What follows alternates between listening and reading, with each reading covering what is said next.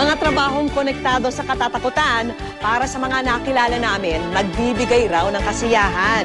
Kilalanin po ang mga masisipag na empleyado na walang takot na ginagampanan ang kanilang mga trabaho. Sa hirap ng buhay ngayon, talaga namang blessing ang anumang marangal na trabaho. Dahil magandang buhay ang nakasalalay, dapat sipag at tiyaga ang iyong taglay. Pero sa nadiskubre naming mga trabaho, lakas ng loob at tapang ang dapat ng mga puhunan. Gaya nitong si Mang Felizardo na pumasok sa nakakapangilabot na mundo ng pagiging embalsamador. Noong mga 1981 din, nung panahon na yun na pinapapasok bilang driver na isa puinarya. Nasabi niya sa akin na mag-aral ako ng embalming. Dahil dito sa Apla nung araw, walang embalmer dito. Kami sumusundo pa ng embalmer sa Naik, Cavite.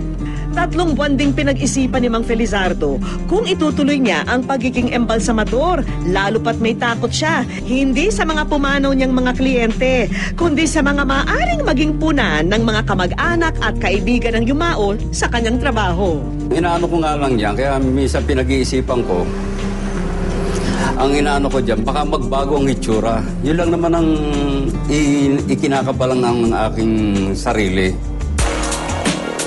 Kaya naman inaral ng mabuti ni Mang Felizardo ang pagiging malikhain sa pagpapaganda ng kanyang mga kliyente sa loob ng mahigit 2 dekada niyang pamamalagi sa morgue.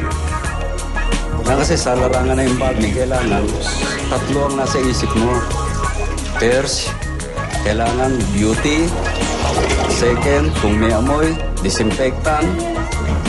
Then preserve para tumagal ang isang patay kung ilang araw nila ibuburol. Hindi lang masaya, pati ang puso ko ay natutuwa. Pag pinupuri nila yung aking pagpa-performance sa kanilang namatay.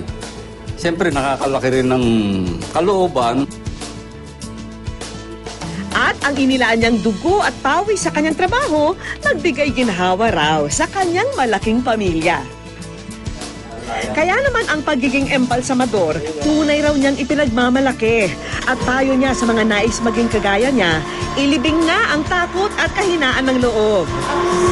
Kung gustong mag-aaral niya, kailangan nga, sinasabi nga, tanungin mo yung sarili mo na hindi ka matatakot, hindi ka aatras kung ano man ang dapat mong pasukin sa larangan na yan.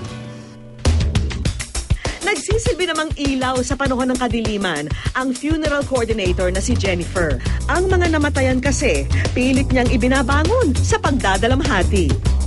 Ang pinaka-goal ng isang funeral coordinator ay para ma-ease ang grieving process ng mga tao. Kasi yung funeral coordinator, ilalatag niya ngayon sa'yo kung ano ba yung proseso na pagdadaanan. From the time na namatay yung loved one sa hospital, from the hospital, all the way hanggang sa ilibing na siya or i-cremate siya. 2 taon na niya itong propesyon at marami raw ang hindi makapaniwala na dati siyang may catering business. Hindi nagdalawang isip si Jennifer na mag-asikaso ng mga namayapa. Ayoko ng horror films. Actually, pag nanonood ako ng horror films, napapanaginipan ko yun. Pero nung pumasok ako dito sa pagiging funeral coordinator, hindi ako nagdalawang isip. Hindi ako natakot na dadalawin ako. Hindi. Wala. Marahil ang kamakailan at sunod-sunod na pagkamatay ng kanyang mga kapamilya ang dahilan kung bakit daw niya pinasok ang ganitong klaseng trabaho. Masakit para sa aming lahat.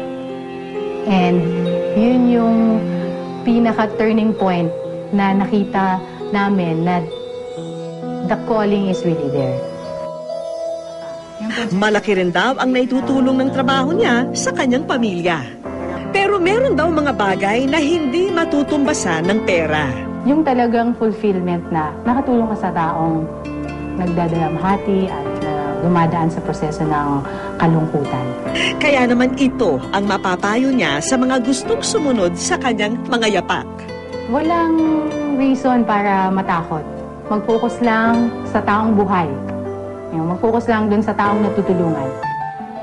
Marahil na sa unang tingin, nakakatakot ang mga gawain ni Mang Felizardo at Jennifer.